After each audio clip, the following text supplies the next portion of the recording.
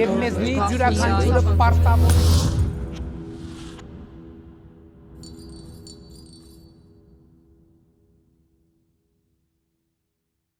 Բարի երեկո, Tribune հարթակի եթերում կարճ միացում հաղորդաշարն է։ Ձեզ ենք ներկայացնում անցնող շաբաթվա ամենահետաքրքիր եւ ամենաշատ քննարկվող իրադարձությունները։ Գնացինք։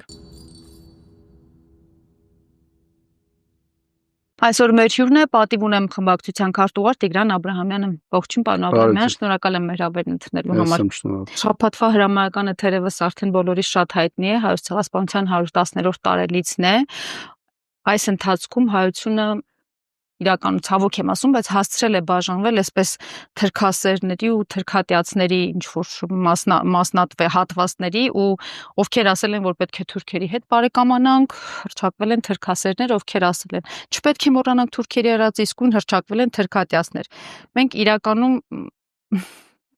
կարծես իրար չենք հասկանում ազգովի ու ոչ էլ թուրքերի հետ այսպես շփվելու եզրեր են գտել ընդհանրապես, թեպետ մեր դեֆակտո վարչապետն ասում է, որ նրանք մեր հարևաններն են, պետք է շփվենք։ Թուրքին սիրելը կամ ատելը մի տեսակ դարձել է քաղաքական կատեգորիա նույնիսկ եւ դուրս ենք մնացել իրական քաղաքական գործընթացներից։ Միթե մենք չենք կարող այնպիսի ոնց ավելի ճիշտ մոտեցումներ ունենալ, ձևակերպել, որոնց հիմքը կլինի ոչ թե էմոցիոնալ մոտեցումը, այլ սառը ռազմավարություն, այս գոնե ռեալ պոլիտիկա։ Գիտեք, կա նաև այլ ճանապարհ, ես այս կատեգորիկ մոտեցումները համարում եմ այս իշխանության օրակարգ բերած մոտեցում, երբ որ մարդկանց, ինչպես մնացած բոլոր հարցերում են տարել բևեռացման, նույն էլ այս իրավիճակում է։ Իրականության մեջ Հայաստան եւ Թուրքիա հարաբերությունները չպետք է դիտարկել ցեւ ու սպիտակի մեջ, որովհետեւ երբ որ մենք ասում ենք, որ Թուրքիան մեր նկատմամբ թշնամաբար է տրամադրված, դա որևէ ձևով չպետք է փակի դուռը Թուրքիայի հետ բանակցելու եւ նվազագույն հարաբերություններ գոնե պահպանելու համար, որովհետեւ այն երկիրը, որ քեզ շրջափակման է մոռել դեռևս 93 թվականից, այն պետությունը, ով հոխորտում եւ հպարտանում է, որ օրինակ 20 թվականի պատերազմական գործողություններում եւ ադրբեջանական մասնավորապես հաջողություններում ունեցել է իր դերը եւ բնականաբար այս մասով դու պետք է ունենաս բավականին սպառնալիքներ, դու պետք է արձանագրես բավականին ռիսկեր, բայց խնդիրը թուրքերին սիրել կամ չսիրելու մեջ չէ այնուամենայնիվ։ Կարող ես թուրքերին չսիրել, դա որևէ ձևով նաեւ չի հակասում Թուրքիայի Օսմանյան Թուրքիայի կողմից միջազգային այդ ցեղասպանության ճանաչման գործընթացը առաջ մղելու, թեման քո արտաքին օրակարգում պահելու եւ թուրքերի հետ ըստ էության բանակցելու։ Ես ասում եմ մի բան, որը ոչ թե տեսական է, նաեւ տեղի է ունեցել, որովհետեւ 90-ականներից սկսած Հայաստանի տարբեր իշխանություններ յուրաքանչյուրը իր մասով, իր ձևաչափով Թուրքիայի հետ փորձել է որևէ ձևով հարաբերություններ կարգավորել։ Վերջին փորձը մինչև 18 թվականը այդ թուրքական ֆուտբոլային դիվանագիտություններ, որի ընթացքում օրինակ 100-ամյակը 2015 թվականին այդ ֆուտբոլային դիվանագիտության զուգահեռ ամենամեծ պետական միջոցառումներով 60-ից ավելի արտերկրյա պատվիրակություններով կամ իրենց մասնակցությամբ ծիծեռնակաբերդում միջոցառում էր իրականացվում Ռուսաստանի նախագահի, Ֆրանսիայի նախագահի, Կիպրոսի, Սերբիայի նախագահների ներկայությամբ եւ դա չէր խանգարում զուգահեռ իրականությունում Թուրքիայի հետ բանակցել հարաբերությունների նորմալացմանը գնալու հարցում։ Հիմա ո՞րն է մեր գլխավոր խնդիրը։ Մենք ունենք մի իրավիճակ, երբ որ Հայաստանի իշխանությունների թողտվության պայմաններում Թուրքիան պայմանները առաջ քաշում, փորձում է Ադրբեջանի հետ կապված հարցերը դարձնել նախապայման։ Միաժամանակ հայտարարություններ անում, որը որևէ ձևով չի բխում հայ-թուրքական հարաբերությունների կարգավորման տեսանկյունից, բայց այդ պարագայում եւս Հայաստանի իշխանությունը փորձում է փակել իր աչքերը։ Հանրությանը այս դիսկուրսը տնային լրիվ այլ ուղղությամբ, այսինքն ձեր հարցադրման մեջ եղած ռեալ պոլիտիկից մի կողմ եւ նաեւ դրանով է պայմանավորված, որ մի կողմից այդ բանակցություններում մենք չունենք այսպես ասեմ, հորիզոնական հարաբերություններ կա ՈՒԱԵ-ից Թուրքիա եւ Հայաստան իշխանություններ այդ հարաբերությունում եւ երկրորդը ըստ էության Հայաստանի մոտեցումները այս գործընթացում ներկայացված չեն։ Կա թուրքական պահանջներ եւ Հայաստանի իշխանությունը, որը փորձում է տեղավորվել այդ պահանջների կամ նախապայմանների շրջանակներում։ Հայաստանի իշխանությունները հիմա այս հայ-թուրքական հաշտեցման ֆոնին, ինչպես դուք էլ նշեցիք, լծվել են հայոց ցեղասպանության ճանաչման գործընթացը արտաքին քաղաքականության առաջնահերթությունից հանելուն, արդեն դրա մասին բազմիցս ենք լսել, ու այդ պահանջատիրությունից հրաժարվելու գործին։ Հայաստանը կարող է արդյոք ուղղակի հրաժարվել հայոց ցեղասպանության միջազգային ճանաչման թեմայից, չի հակասում դա ընդհանրապես ներպետական օրենսդրությանը, միջազգային իրավունքներին, նաև բարոյականության ու ինչու՞ չէ պատմական առաքելությանը։ Այսօր առավոտյան էլ լսեցինք, որ Թրամփը կրկին վերադարձել է մեծ եղեռն տերմինին, արդեն ցեղասպանություն տերմինն էլ չի օգտագործել եւ արդեն արժանացել է որոշ կոնգրեսականների, հայամետ կոնգրեսականների արձագանքին եւ այդ տերմինի կապակցությամբ քննադատությանը ու այստեղ փալոնն էր կարծեմ ասել, որ սա այս թույլ ոգեկոչումը նվեր է ժխտողականներին կամ ժխտողականությանը։ Ինչ կասեք դրա մասին։ Տեսեք, երկու հիմնական խնդիր կա այստեղ, որ պետքա տարանջատենք։ Մենք զուգահեռի մեջ սա պետքա դիտարկենք նաև Արցախի հարցում օրինակը։ Ահա։ Մեկ այլ իրավիճակ է, երբ որ Հայաստանի իշխանությունը անկախ կոնֆլիկտուայնության բարդություններից հայտարարում է, որ այս թեման իմ օրակարգում է, եւ ես առաջնահերթություններով պայքարում եմ, լրիվ այլ բան էր, երբ որ օրինակ 22 թվականի հոկտեմբերին շատ պարզ տեքստով Պրագայի հայտնի այդ քաղաքական ժողովները, երբ որ Հայաստանի իշխանությունը ասաց մենք ճանաչում ենք Արցախը Ադրբեջանի կազմում, կոնկրետ տարածքը նշվեց, որում Արցախը ֆիզիկական տարածքային առումով Ադրբեջանի կազմում էր եւ այլն։ Բնականաբար դրանից հետո արտաքին դերակատարները, որոնք միջև այդ այլ հրապարակային մոտեցումներ էին արտահայտում, այդ մարդիկ արդեն, այսպես ասեմ, փակ դռների ետևում մեզ ասում են, գիտեք, երբ որ կար խնդիրը, մենք կարողանում ենք միջազգային իրավունքի տեսանկյունից սա դիտարկել, ներկայացնել, միջնորդական առաքելություն իրականացնել, բայց երբ որ ձեր իշխանությունը պարզ տեքստով ասում է, որ Արցախը Ադրբեջանն է,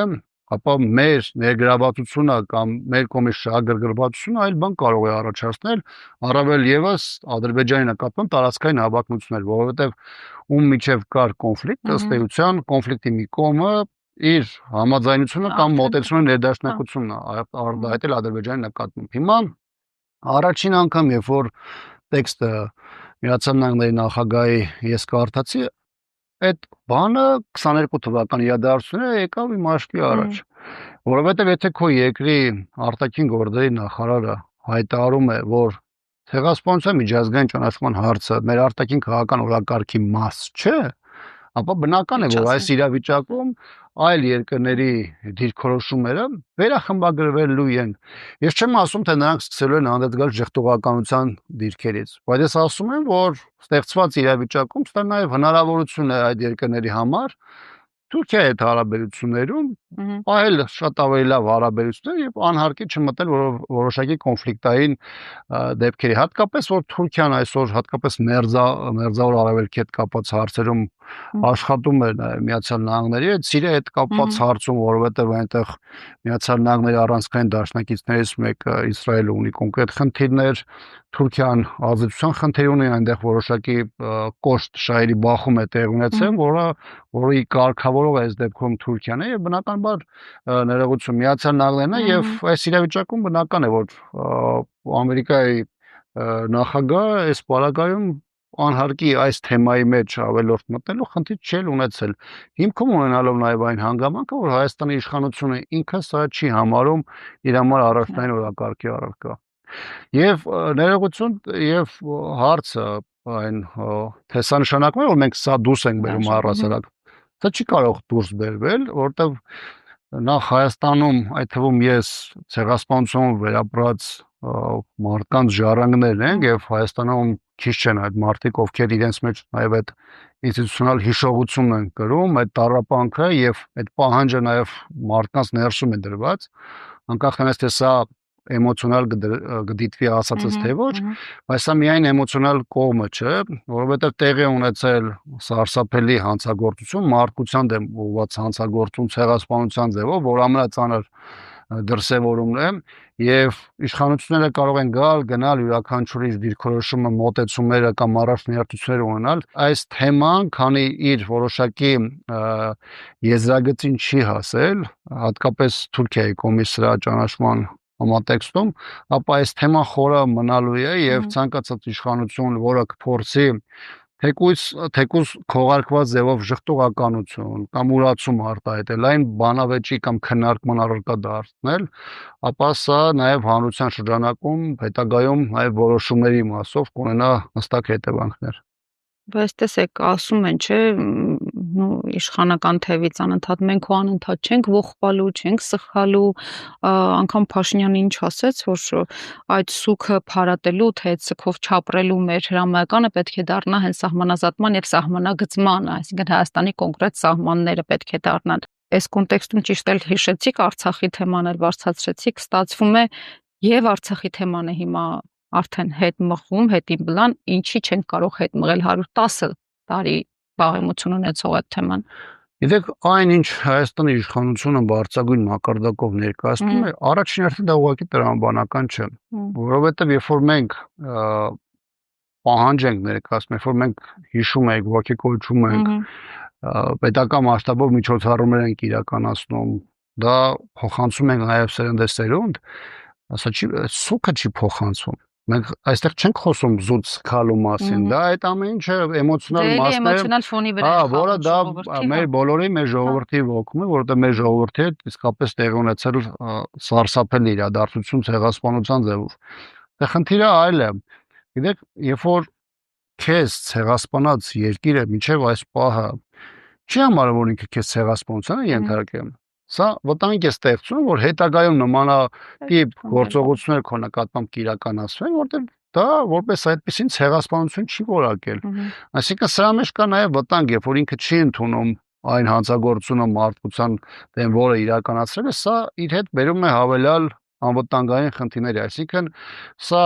իրականում չոր դրամաբանական եւ չոր քաղաքական նաև խնդիր է իր մեջ պարունակում։ Որտեղ բարոյական մասը, էմոցիոնալ մասը, որ տանում ենք մի կողմ, այստեղ կա քաղաքական բավական լուրջ խնդիր, որը վերաբերում է կոնկրետ անվտանգությանը։ Հիմա տեսեք, երբ որ մենք սրա մասին խոսում էինք տասնյակ տարիներ, 20 թվին եկավ 20-23 թվականի ժամանակահատվածում եղավ իր արտացոլումը արդեն Արցախի դեպքում։ Ես Թուրքիայի հանգամանքը պատահական չհիշատակեցի, որովհետև Արցախում տեղի ունեցած գործողություններին 20, 21, 22 եւ 23 թվականին, որը վերջին փուլը արդեն արցախցիների բռնի տեղահանումներ, էթնիկ զտումներ եւ այլն, որոնք ցեղասպանության արդեն էլեմենտներ են կազմում։ Դա եւս տեղի ունեցավ Թուրքիայի ռազմական, քաղաքական, դիվանագիտական եւ տեղեկատվական աջակցությամբ, որովհետեւ ադրբեջանական հանցանքները միջազգային ասպարեզում մեծապես քողարկում էին նաեւ թուրքական դիվանագիտական ներկայացմամբ, որի հետ կապված եւ մինչեւ 44 օրյա պատերազմը կարգավորված պայմանագիր բոլոր ոլորտների ներդաշնակեցում ապահովելու մասով եւ հետագայում 44 օրյա պատերազմից հետո եղավ այդ հայտնի տխրահռչակ Շուշիի հռչակագիրը, որով համապնդվեցին եւ առավել ընդլայնվեցին երկկողմ ստանձնած պարտավորությունները եւ հիմա մենք եկել ենք հասել ենք 25 թվականին այնպիսի ժամանակագրության պայմաններում, երբ որ այս ժխտողականությունը Թուրքիայի կողմից ցեղասպանության այդ պիտակ իր վրայից Հայաստանի իշխանությունների օգնությամբ մի կողմ տանելը փաստացի բերում է եւ մեր համար անընդհատ նոր վտանգավոր փորձությունների փուլ է սկսում։ Թե այս բaragայում Արցախը նախադեպ չդարձավ արդյոք։ Ցավալիորեն դարձավ, ավելին ասեմ, հայաստանյան իշխանությունների այսօրվա կեցվածքը հատկապես երբ որ կրկին արտաքին գործերի նախարարի շուրթերով հնչեցնում է, որ մենք արցախցիների իրավունքների մասին պայքարում ենք մինչև 23 թվական, երբ որ այնտեղ արցախցիներ ապրում, հիմա դրա իմաստը չկա։ Գիտեք, դա կարծում եմ պատմության գրքերում հետագայում գրվող լինելու է սեփական ժողովրդի դեմ դավաճանություն իրականացրած քայլ, որովհետև գիտեք անկախ նրանից թե մարդը որտեղ է ապրում, հələ մի կողմ դնենք մեզ, Հայաստանը, Արցախը կամ հայերս, միջազգային իրավունքը տարածում է աշխարհի բոլոր հատվածներում ապրող մարդկանց վրա։ Այն մարդիկ, ովքեր հազարամյակով ապրել են իրենց բնորանում, հետո նրանց նկատմամբ էթնիկ զտումներ են իրականացվել, այդ մարդիկ բռնի տեղահանվել են, այդ մարդկանց իրավունքները այսօր ոչ միայն վերականգնված չէ, որևէ ձևով չի պաշտպանվում, դա ինքնին արդեն միջազգային իրավունքի առումով խնդիր է եւ այսպիսի հայտարարությունները նաեւ միջազգային առումով չեն կարող ընկալել լինել։ Արտգործնախարարին, քանի որ շատ մեջ բերեցիք, եթե կհիշեք Անտալիայում վերջին նրա այցի ժամանակ թուրք լրագրողներին տված հարցազրույցում ասել էր, որ Թուրքիան կարող է դրական դեր խաղալ հայ-ադրբեջանական հարաբերությունների կարգավորման գործում, իսկ հարցին թե արդյոք Թուրքիան կարող է պայմանագրի ստորագրման վայր դառնալ, Միրզոյանը պատասխանել էր նախ, որ ստորագրման վայր էական չէ, հետո ասել էր, որ այդ տարբերակը չի բացառվում իրականում։ Նախ արդյոք Թուրքիային առհասարակ պետք է Հայաստանի հետ հարաբերությունների կարգավորումը, շատ գլոբալ առումով, հետո մասնավոր, եւ Թուրքիան կարող է իրականում միջնորդի դեր խաղալ կամ հարթակ դառնալ հայ-ադրբեջանական պայմանագրի ստորագրման համար, քանի որ պատերազմի ժամանակ, ինչպես նշեցիք, ամեն կերպ էլ աջակցում էր, այս հարցում նույնպես աջակցում։ Նախ ստորագրման հանգամանքը եւ այլը ըստ էության ունի նշանակություն, հատկապես եթե խոսքի գնում Թուրքիայի մասին։ Եվ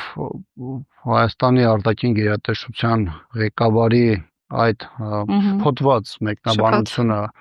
այդ իրավիճակում, որովհետև ակնհայտորեն որոշակիորեն նաև անակնկալի եկավ այդ իրավիճակում, ամեն դեպքում հատկապես թուրքական հարթակում հնարավոր գործողությունների կամ գործընթացների ծավալումը ըստ էության նշանակություն կարող է տալ։ Դա ուղիղ փոխկապակցված է ձեր հարցադրման այն հատվածի հետ, որ Հայաստանը ըստ էության հայտարարում է, որ Թուրքիան կարող է դեր ունենալ հայ-ադրբեջանական կոնֆլիկտում, այն որ Թուրքիան ունի ներգործություն եւ ներգրավվածություն, դա ակնհայտ է, բայց հայկական դիվանագիտության խնդիրը գոնե նոր անկախ պատմության ողջ ընթացքում այս 3 տասնամյակում եղել է թուրքական գործոնի չեզոքացումը հայ-ադրբեջանական հարաբերությունում, որովհետեւ Թուրքիան չի կարող այստեղ լինել խաղաղ միջնորդ, ով չունի շահագրգիռ մոտեցումներ եւ բնականաբար այն փաստաթղթերը, որոնք այսօր կապում են Թուրքիան եւ Ադրբեջանին, չի կարող նրան հնարավորություն տալ լինելու անկախ կամ չեզոք դիտորդի։ Հիմա այս իրավիճակում թուրքական ներգրավվածությունը կամ Թուրքիայից որևէ ակնկալիքը նշանակում է, որ առանց այն էլ Հայաստանի եւ Ադրբեջանի միջև խախտված այդ բալանսի պայմաններում թուրքական գործոնի մեծացումը նաեւ ուղիղ բանակցությունների վրա, դա շատ ավելի է կորուստաբեր լինելու Հայաստանի Հանրապետության համար, որովհետեւ կրկնում եմ առանց այն էլ հատկապես 44-օրյա պատերազմից հետո թուրքական եւ ադրբեջանական դիրքավորումը բավականին ուժեղացել էր, որ արտահայտում էր ճնշումների, շանտաժի, որոշակի պարբերականությամբ գործողությունների, այդ թվում Հայաստանի Հանրապետության ինքնիշխան տարածքի նկատմամբ, եւ այս պարագայում պարզապես կույր լինելու հանգամանք չի չտեսնել, թե թուրքական դերը ինչպիսի վտանգավոր գործոն է դառնում Հայաստանի Հանրապետության դեմ։ Իսկ երբ որ Թուրքիային հրավիրում են այդտեղ դերակատար ստանալու, դա արդեն խոսում է այն մասին, որ այս ամենը ոչ թե պատահականություն է, այլ նախատեսված, պլանավորված քաղաքականություն, որը Հայաստանի Հանրապետության կամ Հայաստանի պետականության համար չի կարող հաջող ավարտ ունենալ։ Հայոց ցեղասպանության ֆոնին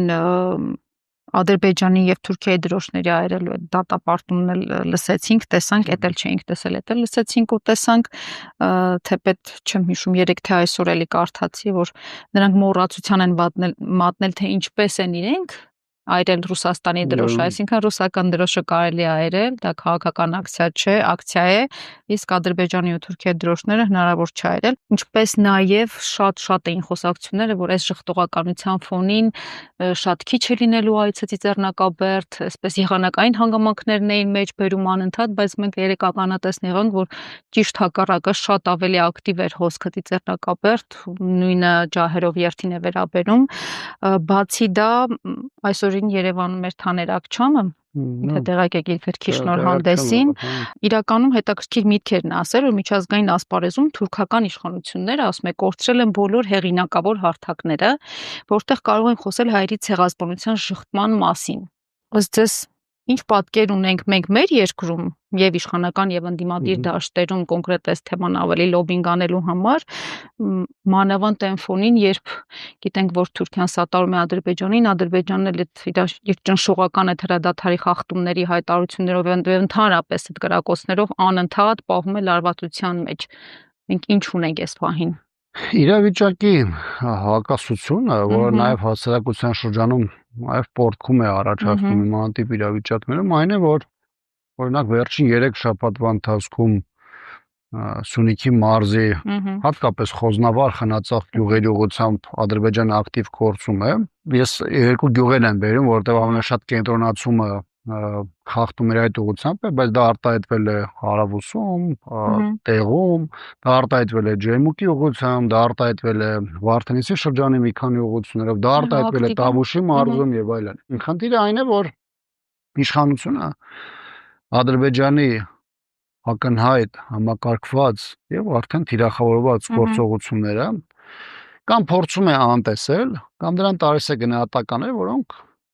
իրադրային, այսպես ասեմ, այդ իրավիճակներին չեն ուղղակի չեն համապատասխանում։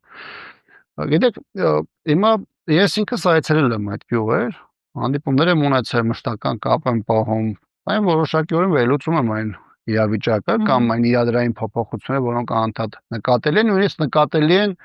պաշտոնական հաղորդագրությունում պաշտպանության նախարարության։ Հիմա եթե առաջին շաբաթվա ընթացքում այդ կրակոցները թիրախային չէին կոնկրետ,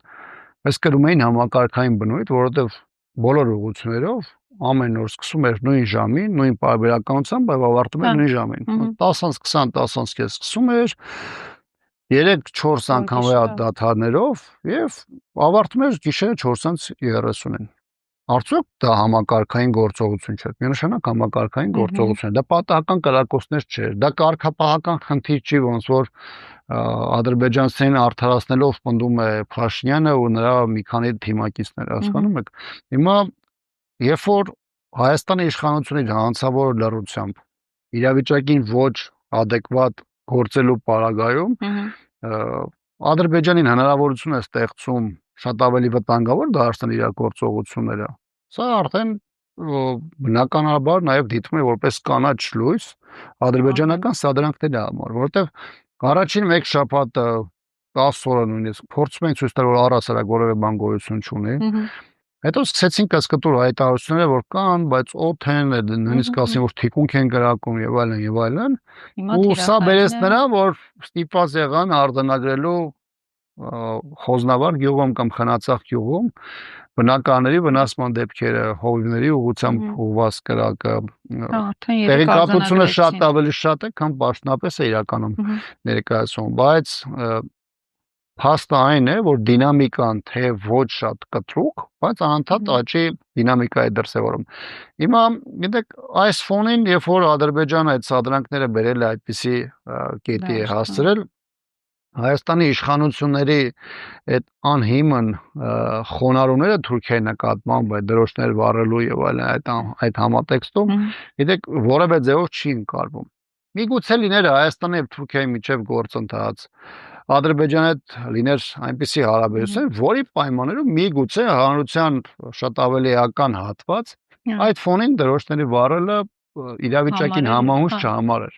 Չգիտեմ, այդ ժամանակ դա լիներ փուլ, երբ որ Թուրքիան արդեն եկածներ մի կետի, երբ որ արդեն հստակորեն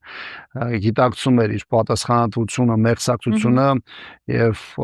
ցեղասպանության իրականացման մասով, այսինքն հստակություն կար օրինակ գիտակցման առումով։ Ադրբեջանի հետ մենք մի փուլում լինենք, երբ որ հարաբերությունները լիներ հավասար, դիրքային առումով լիներ բալանսավորված եւ մի հատ կետի հասվածներ, որով քիչ թե շատ փաստաթղթային առումով որոշակի երաշխիքներ ամրագրված կլինեն եւ այլն։ Գիտեք, միգուցե այդ իրավիճակում հասարակության շատ ավելի մեծ հատվածի մոտ կարող էր դա քննարկումների առարկա դառնալ, արժե թե չարժե անելը։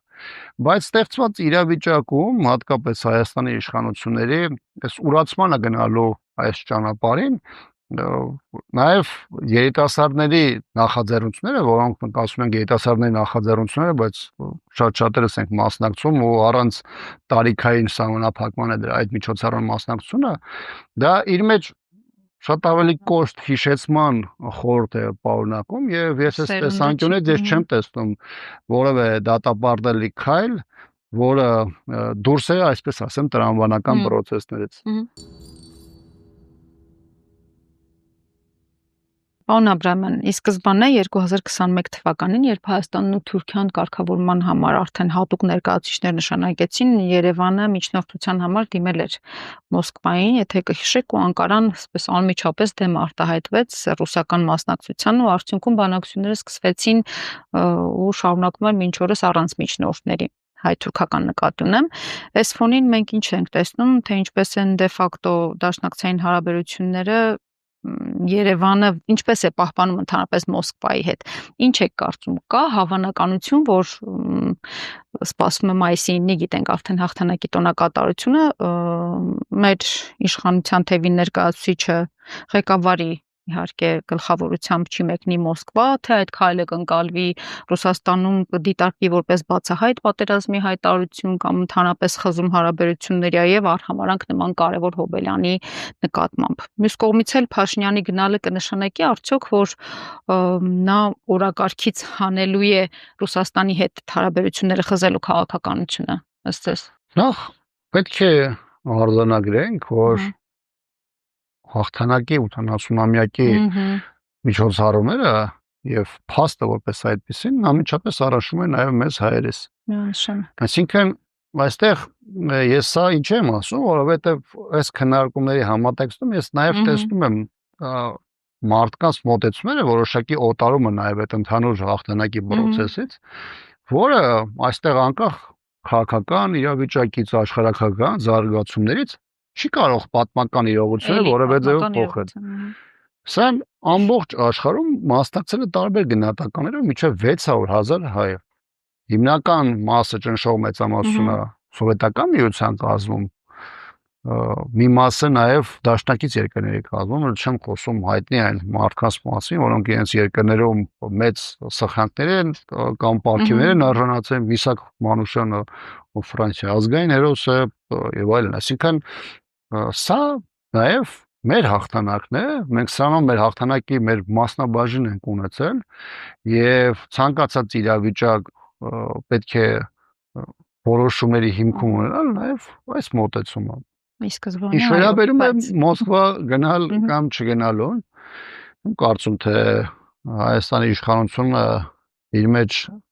այդ ուժը եւ իր մեջ տեսնում են ռեսուրսը Մոսկվա չգնալու, որովհետեւ իսկապես նա չգնալը, եթե մի կողմ դնենք այդ հաղթանակում մեր մասնաբաժինը, բնականաբար ունի քաղաքական գործուն։ Այն որ հայ-ռուսական հարաբերությունները 18 թվականից հետո հետևողականորեն հետընթաց են ապրել, նույնիսկ դրանք եկել են եւ ճգնաժամային իրավիճակների են հասել, դրա արտացոլումներից մեկը ՀԱՊԿ-ում Հայաստանի սառեցումն է անդամակցության, չնայած այնտեղ այդպիսի կարգավիճակ գոյություն չունի, չմասնակցությունն է, այսպես ասեմ։ Հիմա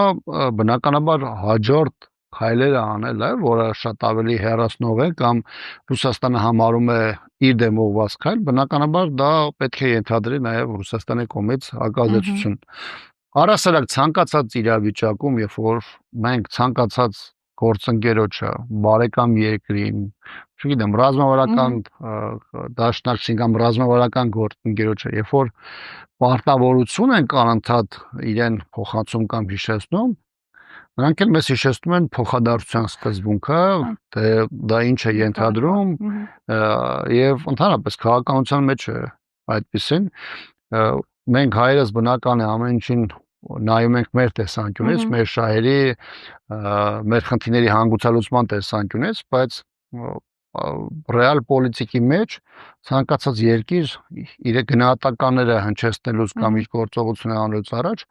հաշվարկում է իրավիճակը, ում հանդեպ անում է, ում հետ ինչ շահեր ունի, ինչ հարաբերություններ ունի, դրանք ինչպես են պահպանվում, ինչպես է փոխադարձության սկզբունքը գործում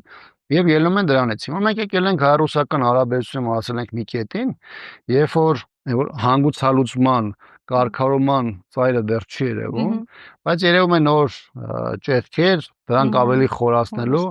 եւ այդ հարաբերությունը շատ ավելի ծանր կետին հասնելու համար։ Եթե Հայաստանում տարբեր իրավիճակ են սիրելով կան մարդիկ, ովքեր կարծում են, որ դա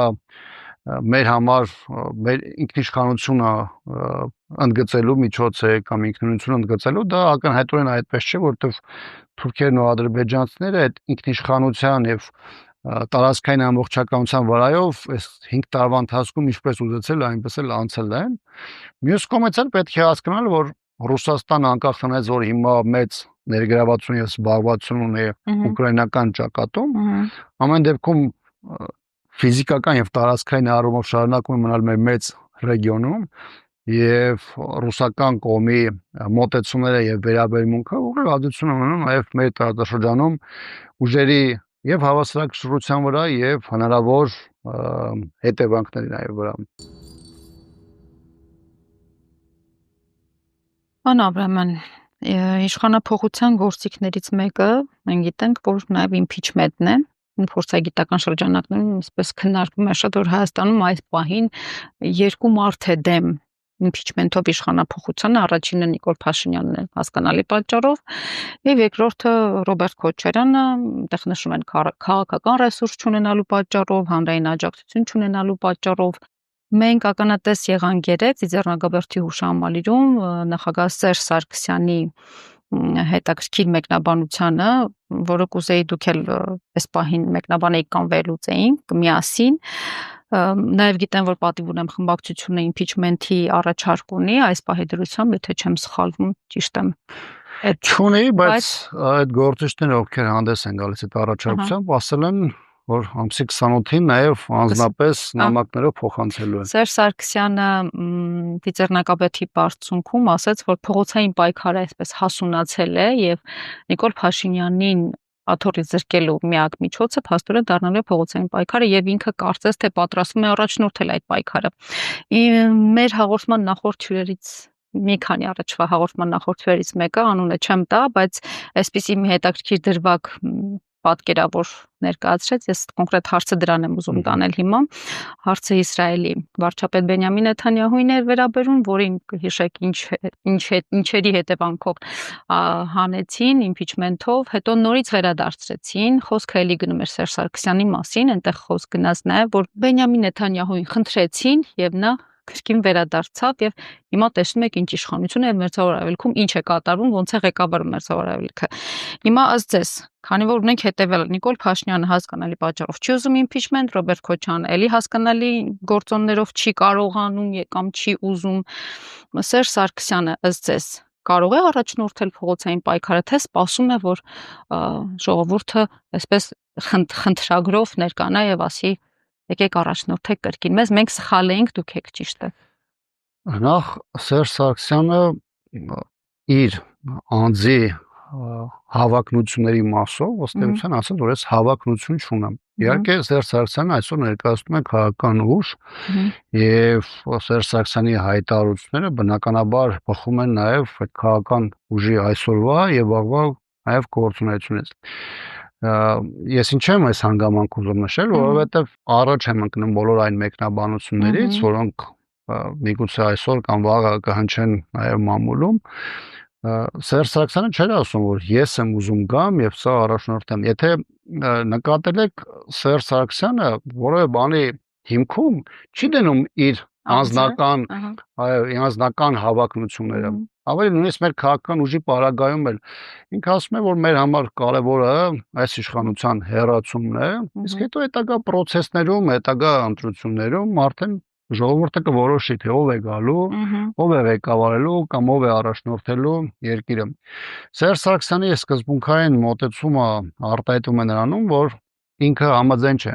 մոտեցման, որ անդիմությունը նույնիսկ հասարակության բավականին մեծ դժգոհության պայմաններում ունի մեծ հնարավորություն ընտրական process-ներով իրավիճակ փոխելու։ Այն հանգամանքից ելնելով, որ իշխանությունը դիապետում է բավականին մեծ ռեսուրսների, իշխանությունը այս ընթացքում այդ ռեսուրսները ամենատարբեր ձևերով օգտագործել է, դա ֆինանսներից սկսած մինչև դատա իրավական համակարգի ներգրավվածությունն է, մարդկանց ճնշելու, հետապնդելու, ազատություններ զրկելու համատեքստում, իսկ հարվածների առումով մեր կուսակցությունը ամենամեծ հարվածն է տեսել, որտեղ օրինակ կարգավիճակային առումով եմ նաև ասում, որտեղ օրինակ մեր կուսակցության փոխնախագահ Արմեն Աշոտյանը սա երկրորդ տարին է լրանում գտնվում է անազատության մեջ, որից 15 ամիսը եղել է բանտում, մյուս մասը կանային կալանքի ռեժիմում եւ այլն։ Այսինքն մենք համարում ենք, որ այս իշխանությանը առաջին հերթին պետք է զրկել իր վարչական ռեսուրսի հնարավորությունից եւ թույլ չտալ, որպեսզի ընդրական process-ում կազմակերպչի դերում հանդես գա իշխանությունը։ Հիմա այս համատեքստում շատ են մեջբերում, օրինակ Գյումրիում վերջումս տեղի ունեցած ընտրությունը, ասում են տեսնում եք ընտրություններով կարելի է հաղթել, բայց օրինակ որևէ մեկը կամ քչերը չեն հիշում, օրինակ Վանաձորում է, որ Հայաստան երրորդ քաղաքն է, հաղթեց Մամիկոն Ասլանյան, բայց նրան հնարավորություն չտվեցին ձևավորելու ավականիում իր իշխանությունը, ղեկավարելու 27 տարի Մամիկոն Ասլանյանը անազատության մեջ էր, դրանից հետո դատարան 4 տարի 1 ամիս է տվել, հիմա բողոքարկման փուլում է, թե չէ կրկին գտնվեր բանտային անազատության մեջ եւ այլն, այսինքն այնպես չէ, որ հիմա մեկ օրինակը վերցնել եւ տարածել, պրոյեկտել բոլորի վրա չի լինում։ Մենք նույնը օրինակ ունեցել ենք բանում, Ալավերդիում, այդ օրինակն էլ են նշում։ Ըստ էության իշխանությունը պարտվեց,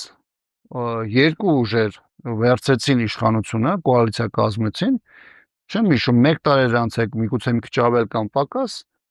իշխանությունը բառից բուն իմաստով խլեց այդ իշխանությունը։ Մենք չգիտենք ինչ արելու Գյումրիում 1 ամիս հետո, 2 ամիս հետո, հասկանում եք,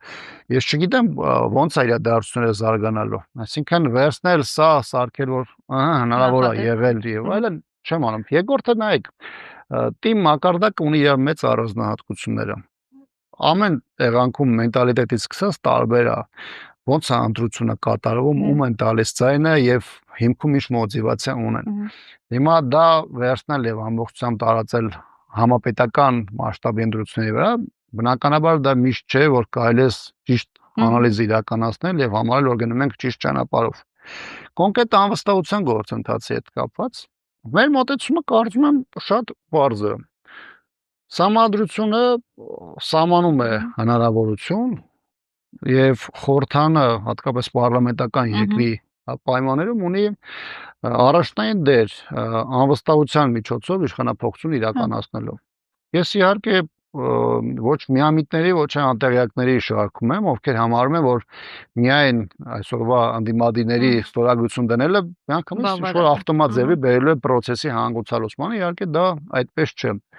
Հիմա հասարակական դաշտում ակտիվություն ներկայացնող երկու անձինք, որոնց հանրությունը ճանաչում է, ես եմ ճանաչում Նարեկ Մալյան եւ Էդգար Ղազարյանը, հիմա ներկայացրին իրենց մոտեցումը, ասում են, որ մենք ունենք լուծումը, մենք ունենք պատկերացնում, թե դա ինչպես կարող է տեղի ունենալ, եւ ասում են, որ մենք գալիս ենք սրա մասով ձեր հետ բանակցությունների։ Հիմա գիտեք, տրամաբանականը չի ասել, չէ, մենք չենք ուզում դեր հետ քննարկենք, տրամաբանականը չի ասել, չէ, մենք չենք ուզում գնանք այդ ուղղությամբ, նվազագույնը պետքա լսես, չէ, ինչ են ասում։ Հիմա մենք այս տարի ընթացքում սրա հնարավորության ամենամոտը եղել ենք անցյալ տարի Սրբազան շարժման օրերին, երբ որ Բագրատ Սրբազանը մեր հետ հանդիպեց, այդ առաջին հանդիպանը ես եմ ֆրակցիան ներկայացված եղել, ասաց, որ ես sense բան եմ մտածում, որ մենք փողոցում մարդկանց էներգիա են գեներացնել եւ փորձում ենք հասնել։ Մենք ասացինք, քանի որ մենք իշխանափոխության այն առաջին ջատագով ներեցենք, ապա մենք առանց որևէ հավակնություն դրսևորելու պատրաստ ենք մենք ստորագրություն դնել այս իրավիճակի հանգուցալուծումը ստանալու համար։ Հետագայում տեղ ունեցան process-ներ, որոնք չհասան այդ կետին եւ դրա չասեմ անհրաժեշտությունը, որտեղ ճիշտը չի, այլ խորհրդարան չհասավ այդ process-ը։ Եղավ հայտարարություն, բան եւ այլն, հիմա շատ ավելի մեծ թեմա է, բայց ամենամոտը երևի այդ ժամանակ ենք մոտեղել ու մենք մեր եւ զրույցի հանդիպան ժամանակ եւ հրապարակային, ընդ որում բազմաթիվ առիթներով մեր տեսակետը ներկայացնենք, որ պատրաստ ենք մտնենք սրա տակ։ Հիմա սրանա, նույնն է սրանա վերաբերում։ Ես կարծում եմ հիմա պիտի գա, սա թերևս վերջին հնարավորությունն է, որովհետև ընտրությունը եւի տարի 2 ամիս է մնացել։ Հիմա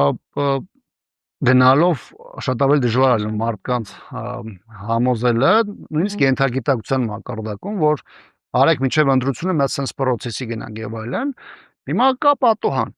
Հիմա կգան 28-ի նամակներն ա լինելու, որքան հասկացա, հետո քննարկում է նաև լինելու ֆրակցիաների հետ, ընդ որում ես չգիտեմ Հայաստան ֆրակցիայի հետ մոտեցումը ոնց է լինելու, հանդիպում չի լինելու, անկեղծ ասած գործընկերների հետ չեմ խոսել Հայաստան խմբակցության, բայց մեր դեպքում մենք ասենք որ նվազագույնը մեր համար քննարկելի է, հասկանանք մեր անելիքը, հասկանանք որն է մեզանից ակնկալիքը, կտեսնենք հնարավորություն, գնանք այդ հնարավորության ձևով։ Ես թվում է այս պահին շատ առաջ ընկնելու խնդիր չկա, երբ որ դրանք այդ քննարկումները կդառնան առավել առարկայական, իսկ մենք ասել ենք, որ մենք պատրաստ ենք քննարկելու թեման, այդ ժամանակ շատ ավելի հստակ կլինի եւ դիրքորոշումը եւ այն ճանապարհը, որտեղ մենք ինչ-որ մասնաբաժին կունենանք, թե չենք ունենա։ Մեզ Սերժ Սարգսյանի խոսքերից ստացվում է, որ ամենակարճ ուղին իմպիչմենթի փողոցային պայքարն է, այսինքն փողոցով եկան իշխանության, փողոցով էլ պետք է հնում եզրափակենք այս։ Տեսեք, տարբեր երկրներում իշխանափոխության տարբեր ճանապարհներ կան։ Դրանք եւ կախված են ներքին ընդվզումներից, կախված են ներքին process-ներից եւ կախված են նաեւ որոշակիորեն արտաքին գործոններից։ Հիմա դրա բալանսն է, որ պետքա ձեռք բերվի, որովհետեւ դրանից է նաեւ կախված թե